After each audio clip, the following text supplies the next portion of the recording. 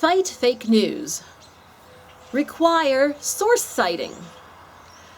It's elementary, my dear Watson. Everyone's crying about how we're going to fight fake news, fight fake news. In reality, most of the time, the left calls news from a conservative perspective fake news. And then the right will call things from the left perspective fake news. So that really doesn't solve any problems. It just shows the partisans. Both sides are going to call anything each other has to say fake news. So where does that leave us? It leaves us that we need to cite sources. And once again you'll say, yes, Adele, but the left will cite left sources and the right will cite right sources. And yes, they will. But at least there are sources. There's evidence. But the combating the fake news will at least, we hope, prevent them from making up stories, making up things that didn't happen, and using facts that are completely erroneous. Because if they're forced to cite their sources, just at the end of each of their newscasts, they have to run sources. I don't think that's too much to ask. If a student was writing a college paper for college professors, would the professor accept in the bibliography, anonymous source, anonymous source, anonymous source? No, that paper would get thrown out and that student would fail. So the same should go for the news media. Anonymous sources is not acceptable. If they cannot use sources that can be checked, they can't use the sources because anonymous source could be something they made up. They can't just make up anything they want. And the sources should be from different places. You know, I know Tim Pool says that the journalists on Twitter retweet each other. One person says one thing and they all use each other as backups. And that's just not working. Citing the sources isn't going to solve all of our problems, but at least it's going to help the public. It will help with transparency. At least you can see what sources they are getting their news from. Are they getting their news from liberal sources, liberal people, or conservative people? Where are their sources coming from? Ideally, it should be a balanced. They should have to have sources from both sides of the issue, because to have sources from only one side of the issue for news is really not acceptable. So they need to broaden their horizons and get out of their little bubbles, their little left-wing bubbles, and look at both sides of the issue to form quality news stories. Now, the left, they like to focus on one teensy-weensy little snapshot of the bigger picture, and then they make their decisions on that and run with it. Now I came up with this illustration.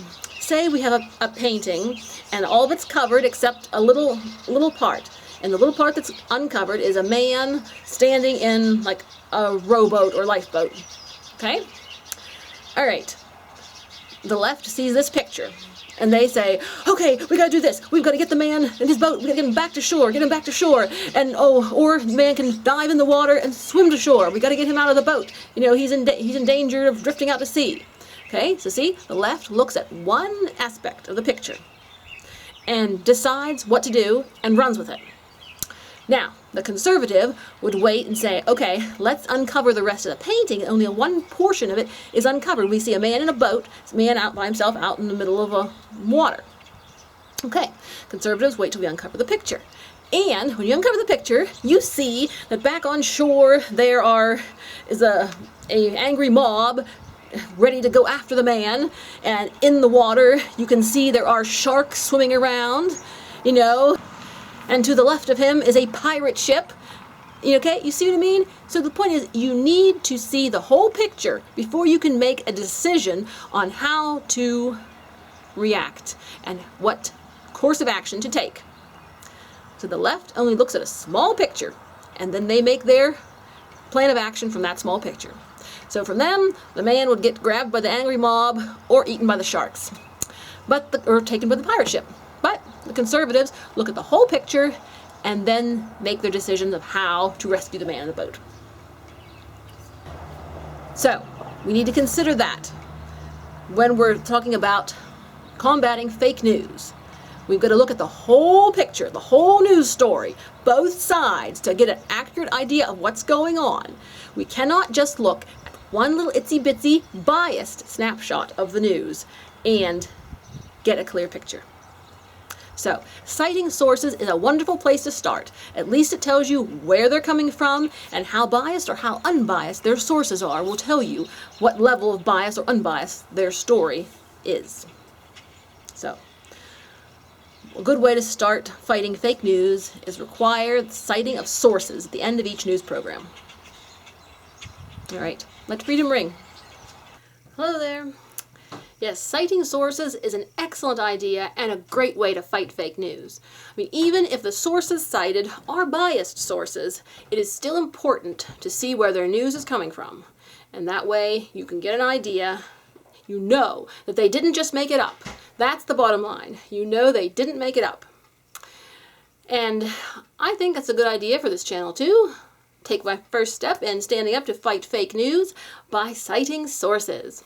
Of course, on this channel, most everything is me commenting on political events, and oftentimes I do cite other sources in my videos. I watch Dr. Steve Turley, I watch Tim Pool, I watch some of the Patriot Nurse, I listen to Rush Limbaugh, and I see what the stories of the day are.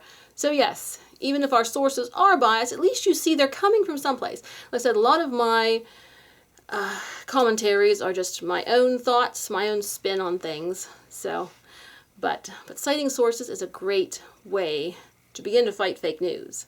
And you can bet that the left is going to resist it. But I think that is the best way to go forward. Because at least it will demonstrate that the news is real. And it's not something they made up and slapped anonymous source on there. So, okay, let freedom ring.